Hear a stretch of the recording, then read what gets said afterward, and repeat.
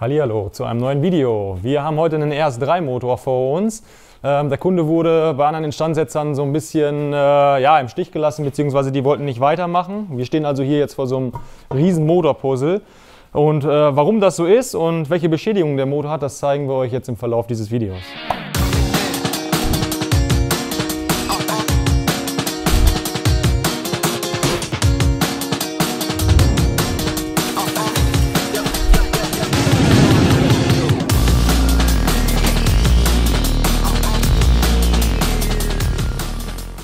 So, hier haben wir den Zylinderkopf.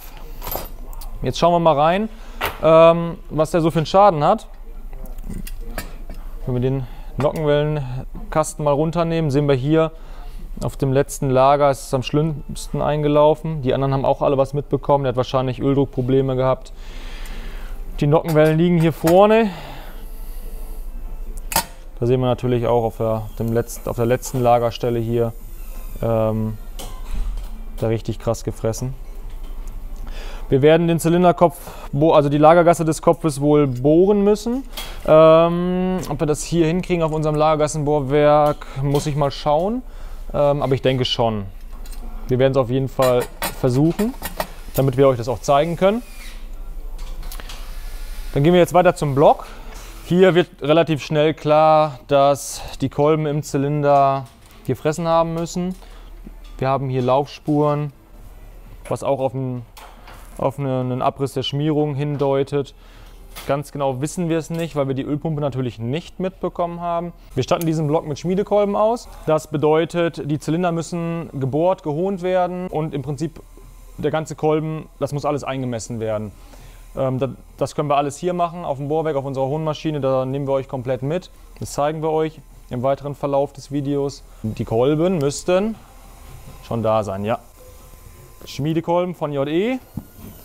Ja, ist eine gute Alternative. Sind jetzt nicht die High-End-Kolben, aber durchaus ausreichend für Leistungen bis 600, 650 PS. Alles, was darüber geht, würde ich vielleicht was anderes empfehlen. Aber ansonsten haben wir damit gute Erfahrungen gemacht. Deswegen kommen die da auch rein. Ja, wir sind jetzt hier am Bohrwerk. Ich habe hier so eine Buchse schon mal ausgepackt. Das ist eine Grauguss-Kugel-Graphit-Buchse von Kolbenschmidt. Wir müssen dazu den Block jetzt natürlich mächtig aufbohren, knapp 3 mm. Und wissen im Prinzip nur, dass wir irgendwo Richtung 85,5 müssen. Genau vermessen haben wir die Buchsen jetzt noch nicht. Das machen wir jetzt gleich. Um Zeit zu sparen, schalte ich das Bohrwerk ein.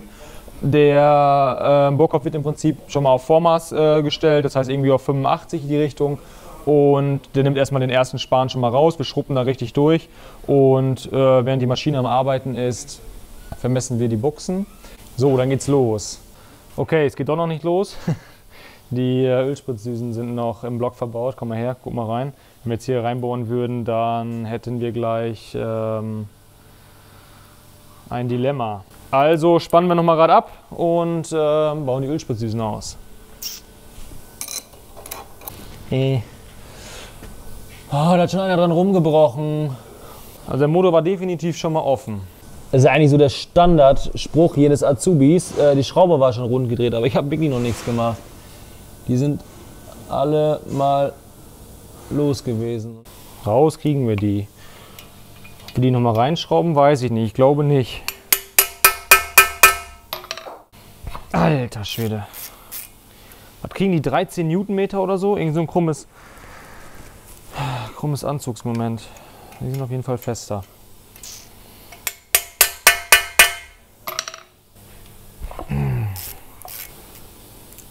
Raus sind sie. Ja, schön. Jetzt können wir tatsächlich bohren. Wir prüfen nochmal gerade das Maß. Ah, okay. Wir haben noch nicht mal mehr Serienmaß. Wir haben hier schon, guck mal, schau mal, sind wir schon auf 83 mm hier von der Bohrung. 82,5 sind Serie. Das heißt, hier hat schon mal einer dran rumgebohrt. Kein Problem. So, wir haben eine automatische Zentrierung an der Maschine. Das bedeutet, ich setze den ganzen Kopf hier auf ein Luftkissen und dann habe ich hier so einen Zentrierungsknopf. Und jetzt achte mal darauf, was hier mit dem Kopf passiert, wenn ich auf Zentrieren drücke. Zack. Bringt der Kopf sich automatisch ins Zentrum und ich bin jetzt perfekt im Mittelpunkt der Zylinderbohrung. Erspart mir eine Menge Ausrichterarbeit. Ich habe mir jetzt ja gerade die Mitte geholt. Jetzt bin ich mit dem Meißel an die Zylinderbohrung rangefahren und habe den Kopf dann rausgeholt. Ich nehme das jetzt erstmal als Nullmaß. Das heißt, wenn ich jetzt durch die Zylinderbohrung fahre, wird er 0 mm rausnehmen. Und jetzt stelle ich die Schneide einfach mal 5/10 raus und stelle dann eben im Prinzip im Radius 5/10 zu, das heißt im Durchmesser einen ganzen Millimeter.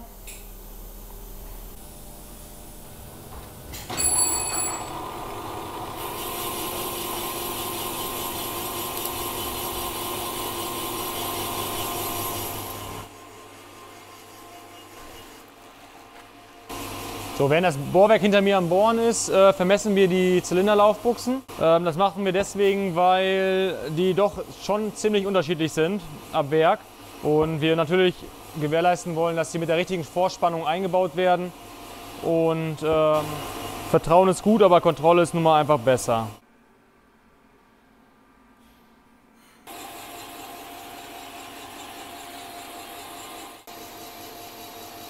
So, wir sind jetzt im zweiten Bohrgang. Wir bohren jetzt schon kurz vor Maß, so 3/10 vom Maß circa. Während das Bohrwerk jetzt noch weiter läuft, kürze ich die Buchsen schon mal dementsprechend, weil die etwas zu lang sind. Und das machen wir hier an der Drehmaschine.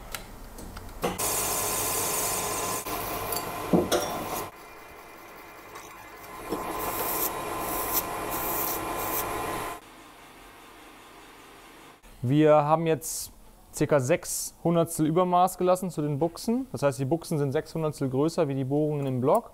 Wir kriegen die jetzt hier nur ansatzweise rein, aber wir müssen die Buchsen natürlich ein bisschen abkühlen. Das machen wir mit Flüssigstickstoff. Damit kühlen wir die Buchsen auf minus 196 Grad runter. Und wir machen dem Block ein bisschen Feuer unterm Hintern, indem wir den mit einem Gasbrenner so auf ca. 150 Grad erwärmen.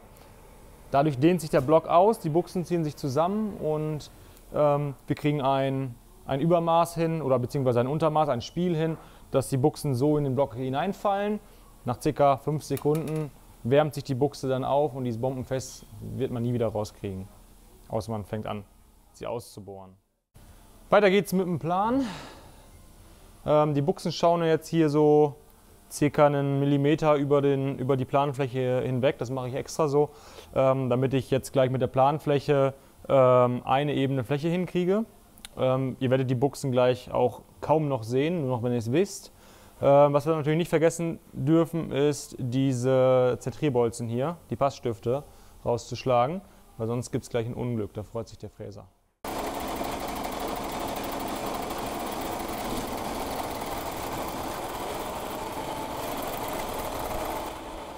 So, wir sind jetzt kurz vor Fertigstellung. Die Buchsen sind drin, geplant. Wie ihr gerade gesehen habt, seht ihr fast nichts von den Buchsen. Ich sprühe jetzt noch ein bisschen Öl hier in die Bohrung rein, damit der Kopf einfach sauberer zentriert, weil die Graugussbuchsen doch sehr grob von innen gearbeitet sind. Die sind also nur vorgedreht. Und ja, jetzt fahren wir noch einmal durch und dann können wir rüber zum Hohn. Ja, der nächste Arbeitsschritt ist jetzt das Hohn des Zylinders bzw. der Zylinder. Ich habe den Block schon aufgespannt. Wir müssen allerdings jetzt erst die Kolben ganz genau vermessen, damit wir wirklich auf das richtige Maß kommen. Deswegen geht es als erstes hier weiter. Wir haben hier unsere schönen JE-Kolben. Und die haben hier so eine kleine Lücke in der Beschichtung auf beiden Seiten des Kolbenhemds. Und das sind unsere Messpunkte. Das heißt, da messen wir den Kolben. Bei den amerikanischen Kolben kommt es erstaunlich selten zu Abweichungen im Maß. Das heißt, wir haben jetzt hier wieder auf 2/1000 genau 82,4 mm. Das ist bei den deutschen Kolben nicht so. Also wenn wir da Serienkolben mal vermessen, haben wir ganz oft Abweichungen im Bereich von 3/400. Da muss man natürlich dann beim Hohn ganz genau darauf achten, dass man den Kolben vorher vermisst.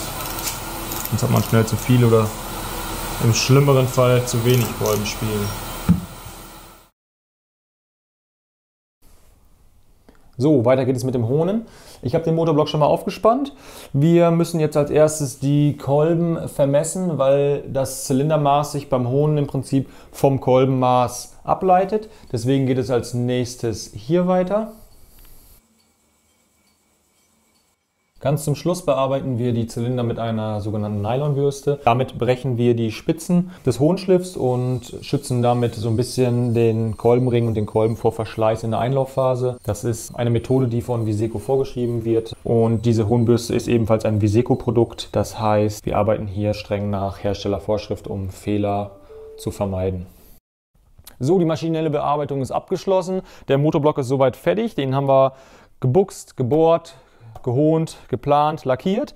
Und wenn ihr sehen wollt, wie die Kurbelwelle und die Kolben sowie die Pleuel fachgerecht eingemessen und eingebaut werden, dann schaut doch mal in unserem nächsten Video vorbei. Für dieses Video gebt erstmal ein Like, abonniert uns und aktiviert die Glocke, damit ihr kein Video mehr von uns verpasst.